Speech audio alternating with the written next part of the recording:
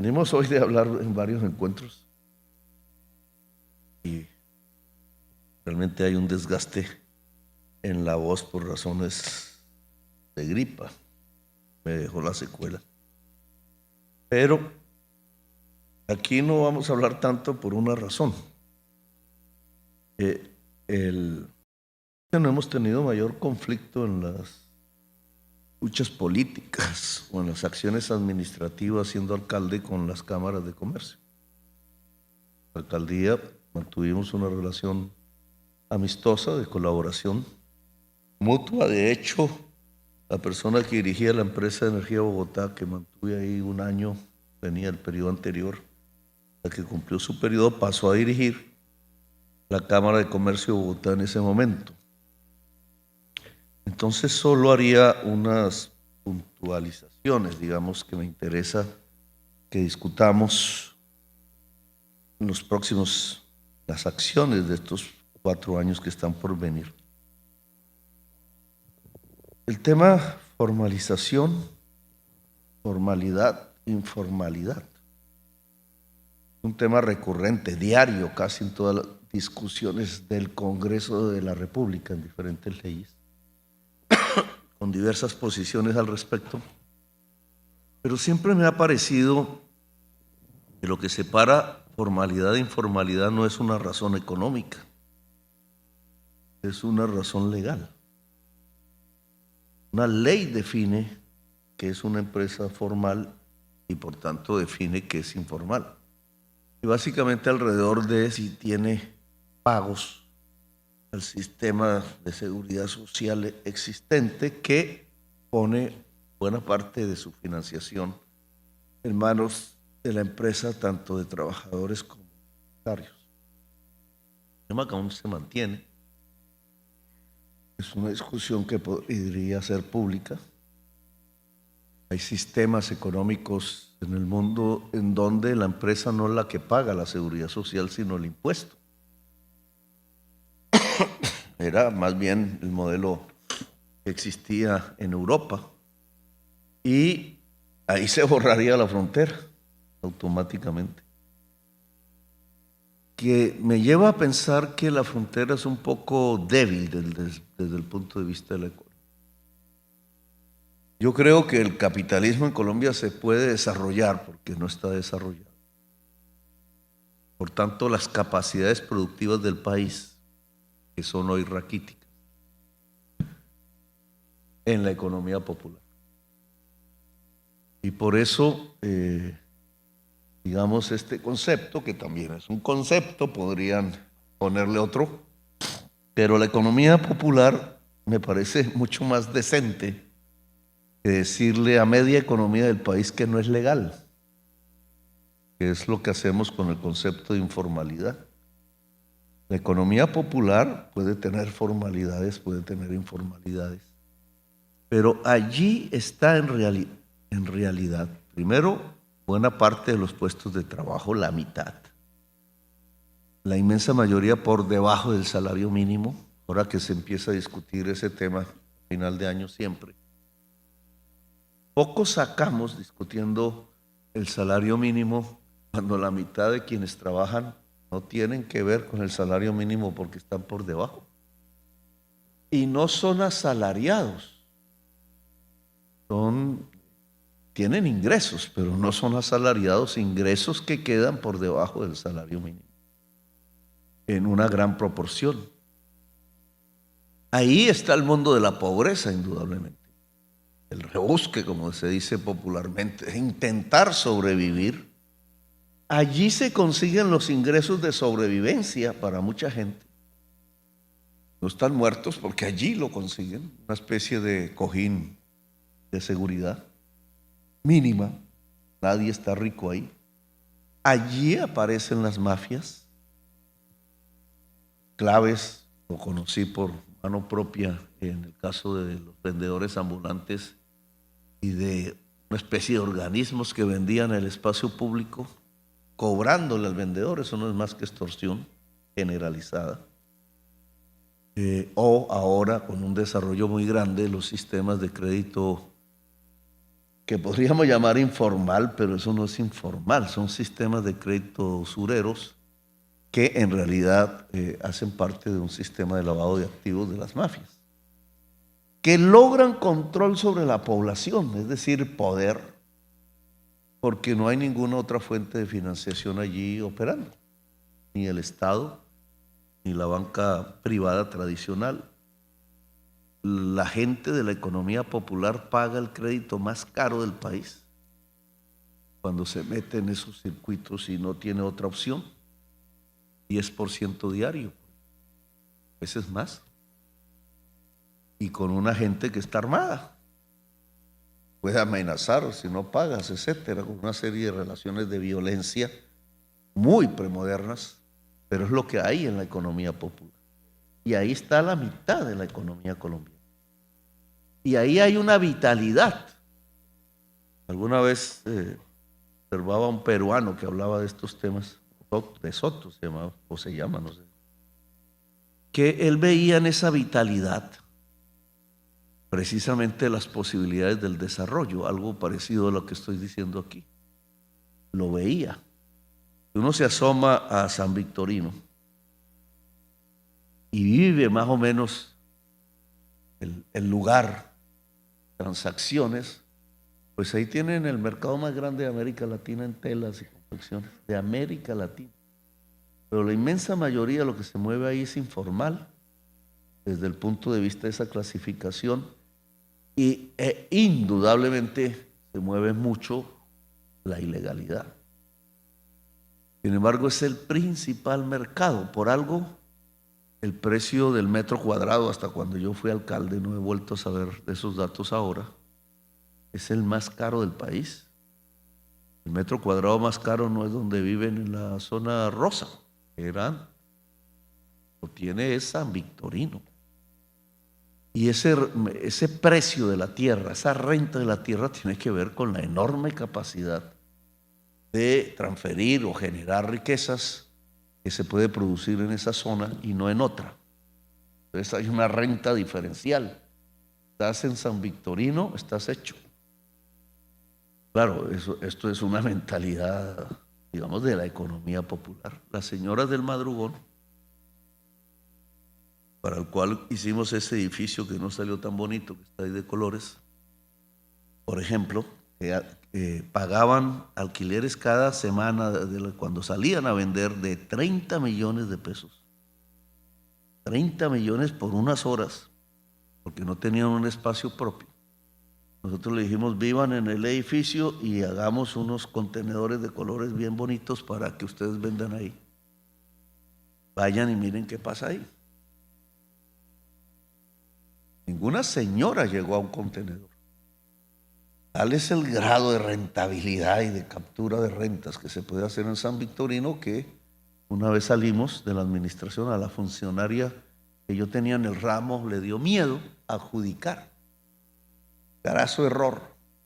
O sea, mis funcionarios vivían todos asustados porque habían visto el ejemplo del alcalde. Esto fuera la alcaldía. Entonces, grave error, porque ustedes van hoy a la zona y las señoras del madrugón están ahí y viven ahí y tienen puestos de trabajo ahí y siguen pagando quizás hoy 50 millones, no sé cuánto, de arriendo cada vez que usan un espacio en San Victorino. Pero esto es solamente para decirles cómo es la vitalidad de la economía popular que nos puede generar.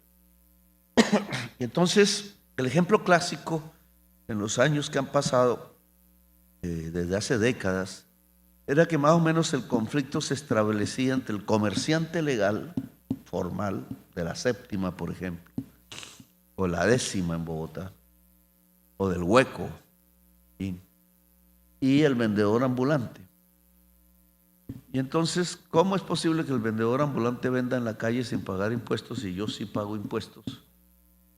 Etcétera. Ahí venía el conflicto y me tapa la entrada, entonces el cliente en vez de entrar al negocio le compras a él porque está en la acera.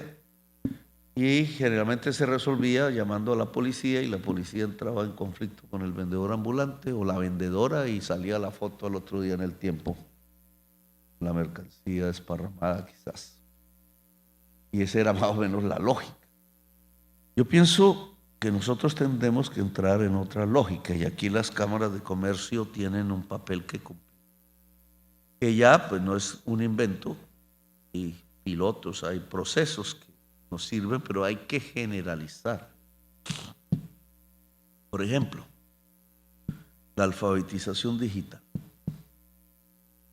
La economía tiene que ser digital.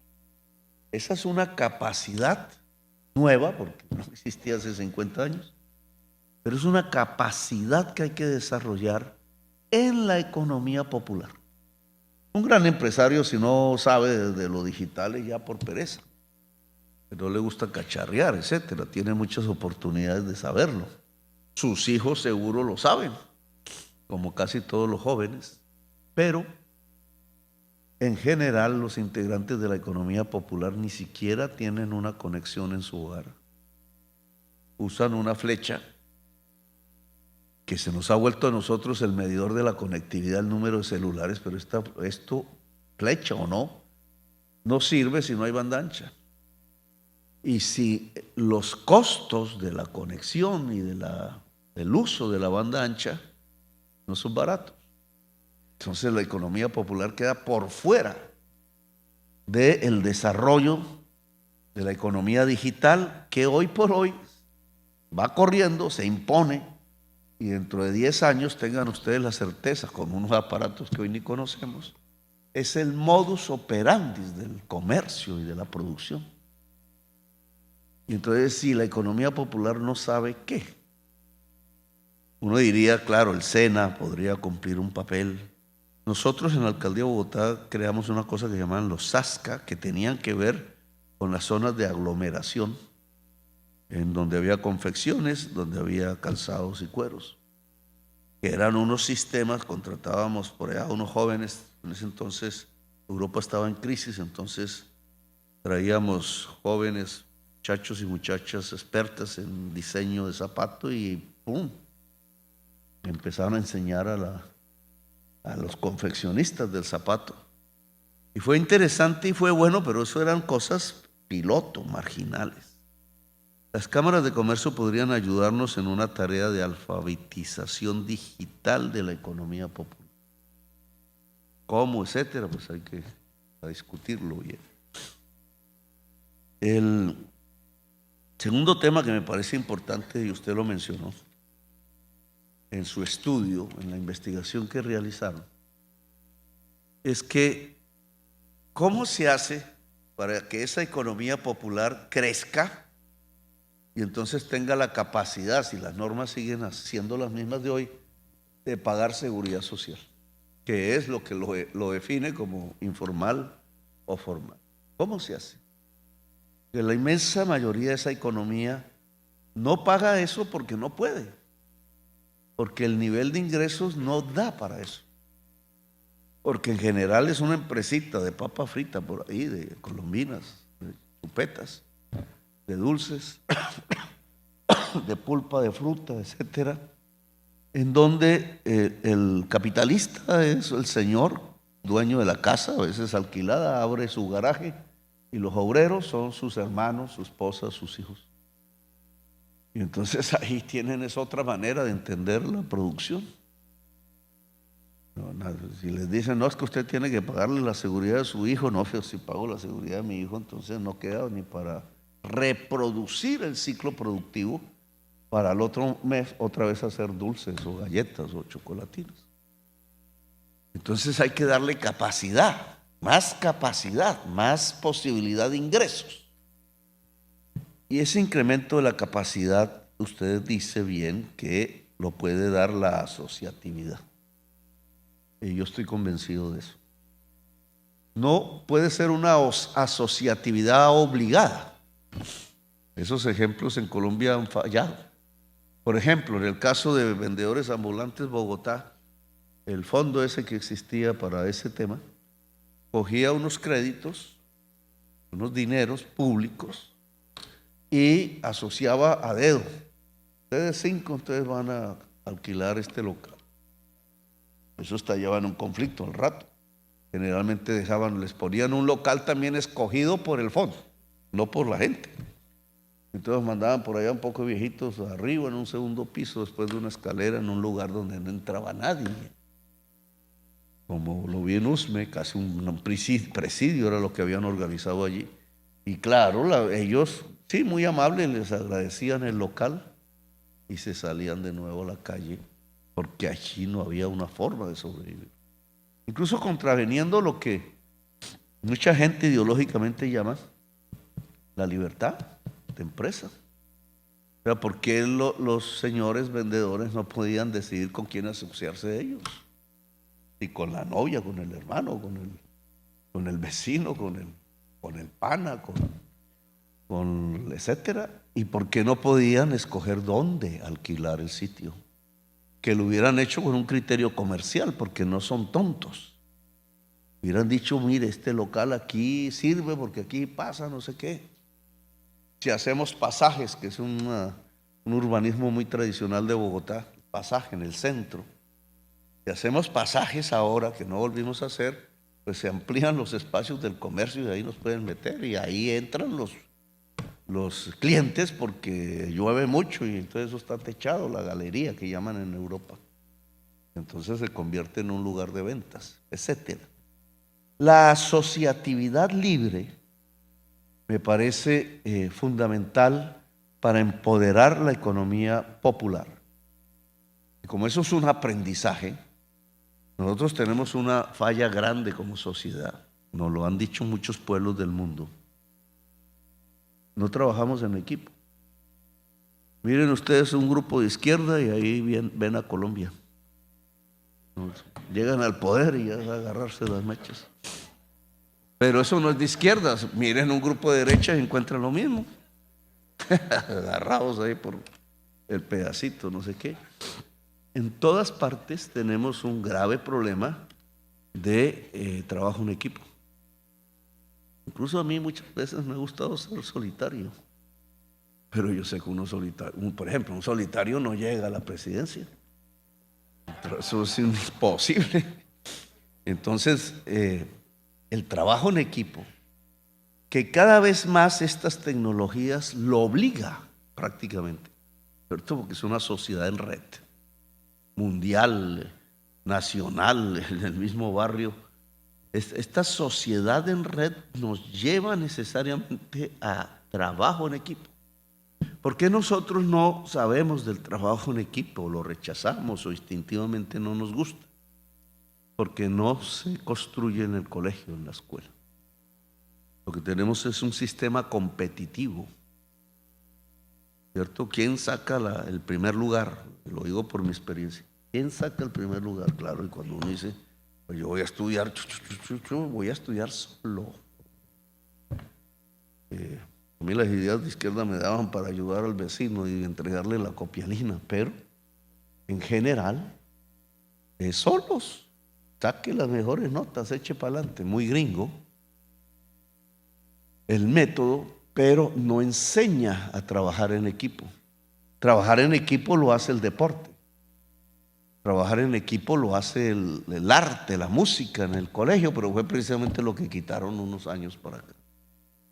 Entonces las posibilidades del desarrollo del trabajo en equipo son reducidas como enseñanza en una universidad. Por ejemplo, si uno coge el MIT, que tiene una concepción de educación superior diferente a Harvard, las nuestras imitan Harvard, pero quedan en el 500 puesto. Pero el esquema MIT es que sobre todo van hindúes, no, son pocos los latinos que van a esa universidad. Van hindúes y les gustan las matemáticas, es tecnología, es ciencia aplicada. Pero aplicar la ciencia básica, que es lo que se llama tecnología, que se hace en la universidad, entonces hace que los jóvenes cuando entran, de una vez van constituyendo su equipo. Y el equipo va desarrollando en los 5 años el trabajo aplicado. La universidad los ayuda, obvio, pero también cuando salen, la universidad sigue presente. Y entonces hay equipos de investigación, algunos fructifican, otros no. Pero ya hay todo un proceso de aprendizaje de trabajo de equipo que nosotros no tenemos, para no hablar de las sociedades asiáticas. Entonces, este tema de la asociatividad, de poder construir cooperativas libres, los nombres son lo de menos, pero aquí, digamos, usábamos el nombre cooperativa. Los campesinos de Colombia, vamos a ver los de Boyacá, los de Nariño, ¿son informales o son formales? Según la clasificación tradicional, son informales, no pagan su seguridad social. No pueden pagarla. Apenas están subsistiendo. El 80% de la población rural estaba en la miseria y la pobreza no hace mucho, y creo que siguen, las estadísticas deben haber empeorado. Entonces, ¿cómo van a pagar seguridad social? Luego son informales por la definición legal. ¿Y qué hacemos con ellos entonces? Los miramos como si se tratase de una guerra contra el informal, contra la informalidad, o cambiamos la concepción hacia cómo esa economía popular, en este caso rural, puede empoderarse, ¿cierto? Lo cual significa reforma agraria, lo cual significa transferencias tecnológicas, lo cual significa compra de cosechas, sustitución de tierras, etcétera, etcétera, etcétera. Lo cual significaría enseñanza de la economía digital. Pero mire cómo estaríamos hoy respecto a una enseñanza de la economía digital en el mundo rural si no hay conectividad siquiera. Estamos por debajo del promedio latinoamericano. Pero aquí, digamos, la asociatividad, por ejemplo, entre cultivadores de papa libre, podría producir agroindustria.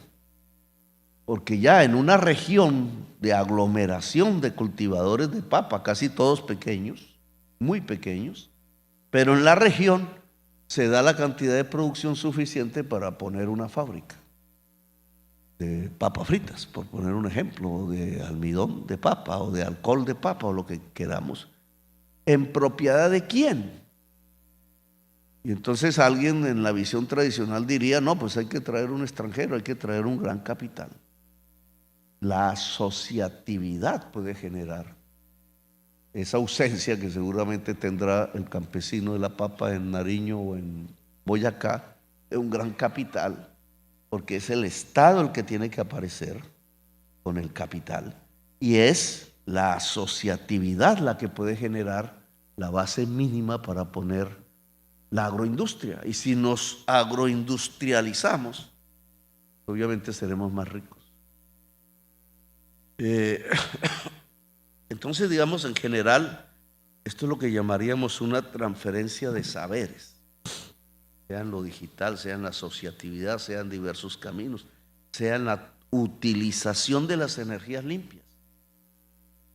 ¿Cuántos campesinos aquí, en estos lugares de mucho sol, tienen ni idea qué es un panel solar?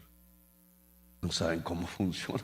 Oyen por ahí a Petro hablando de paneles solares, y el pastor, no voy a criticar al pastor, por ahí le dice, eso es satánico. No hay ni siquiera, nunca ha visto uno, porque no se ha puesto allí. En esto hemos avanzado un poco, pero digamos, ¿cómo que el mundo rural no puede tener paneles solares allí donde hay sol? Algunos molinos de viento, digamos, molinos, turbinas de energía eólica, en muchas partes se podrían poner.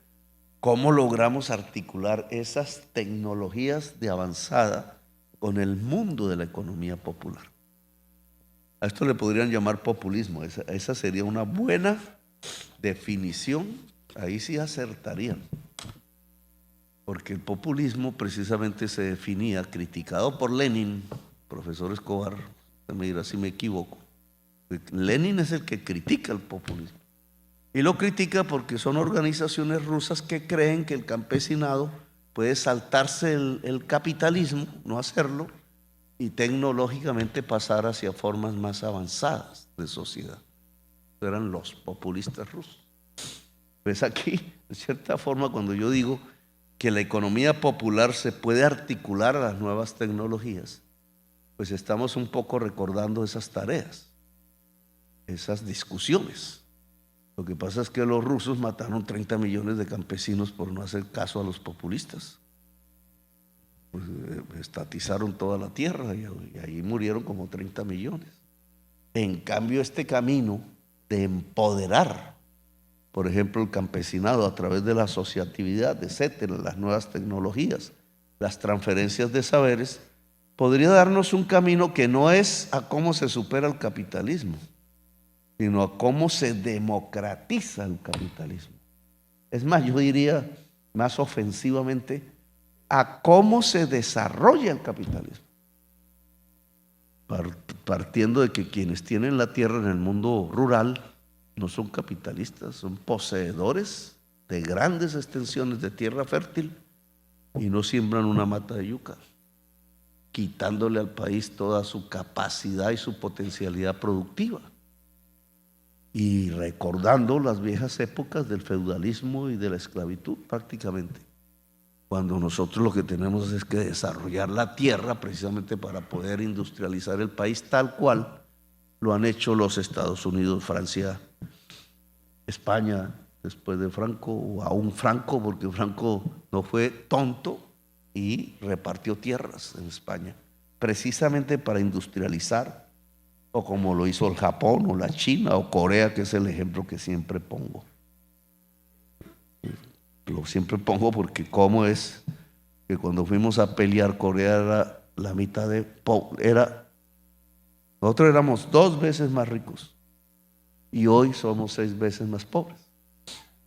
Esa comparación Colombia-Corea es fundamental para saber lo que hemos hecho mal. Y una de las cosas que hemos hecho mal es que no hicimos la reforma agraria y ellos sí. Y otra cosa que hemos hecho mal es que ellos priorizaron educación por décadas hasta llegar a los mejores niveles del mundo por encima de Estados Unidos, y nosotros la dejamos botada por ahí como si fuera la cocina de una administración, la educación de la juventud. Entonces, bueno, ahí termino. Entonces, veo esos caminos. Ustedes podrán explorar cómo se podría hacer. Y en esos caminos, pues encontrarnos. Entonces, gracias muy amables por haberme escuchado.